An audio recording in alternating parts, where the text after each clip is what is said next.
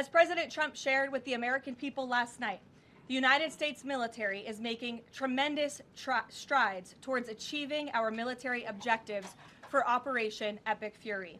10 days in, this campaign has been a resounding success thus far, and America's warriors are winning this important fight at an even faster pace than we anticipated.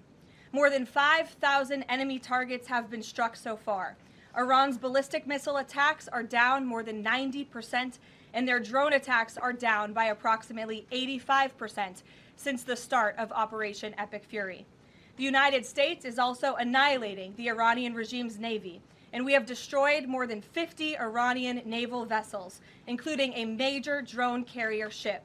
None of the regime's vessels are operating in major regional waterways, and the Iranian Navy has been assessed as combat ineffective. The trend is clear. U.S. combat capabilities are increasing and growing more lethal and dominant by the day, while the Iranian terrorist regime's ability to respond has rapidly declined. Now, the U.S. military is moving to dismantle Iran's missile production infrastructure. Our incredible B-2 bombers recently dropped dozens of 2,000-pound penetrator bombs on deeply buried missile sites. Last night, President Trump reiterated his commitment toward keeping oil flowing through the Strait of Hormuz so the United States and all of our allies can receive their energy needs. President Trump will not allow rogue Iranian terrorists to stop the freedom of navigation and the free flow of energy. Let me be clear. It is a good thing to wipe out terrorists who indiscriminately target civilians and attempt to hold the global economy hostage, and President Trump should be commended for doing so. As the president made unequivocally clear to the remaining elements of this terrorist regime in his statement yesterday, if they do anything to stop the flow of oil or goods within the Strait of Hormuz, they will be hit by the world's most powerful military 20 times harder than they have been hit thus far.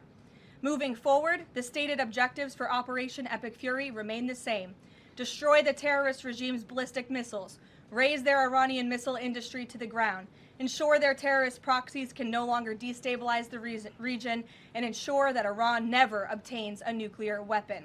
President Trump remains confident these goals will be accomplished in swift fashion. As for the oil, President Trump fully expected the rogue Iranian regime to try and disrupt the global markets.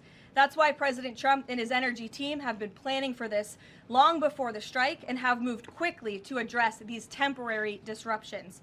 Thus far, the Trump administration has offered political risk insurance to tankers operating in the Gulf. The Treasury temporarily waived certain oil-related sanctions, and the Commander-in-Chief has offered the U.S. Navy to escort tankers when necessary. The President and his energy team are closely watching the markets, speaking with industry leaders, and the U.S. military is drawing up additional options following the President's directive to continue keeping the Strait of Hormuz open. I will not broadcast what those options look like, but just know the President is not afraid to use them. Rest assured to the American people, the recent increase in oil and gas prices is temporary, and this operation will result in lower gas prices in the long term. Once the national security objectives of Operation Epic Fury are fully achieved, Americans will see oil and gas prices drop rapidly, potentially even lower than they were prior to the start of the operation. And we will live in a world where Iran can no longer threaten the United States or our allies with a nuclear bomb. Jelajahi cara baru mendapatkan informasi. Download MetroTV Extend sekarang.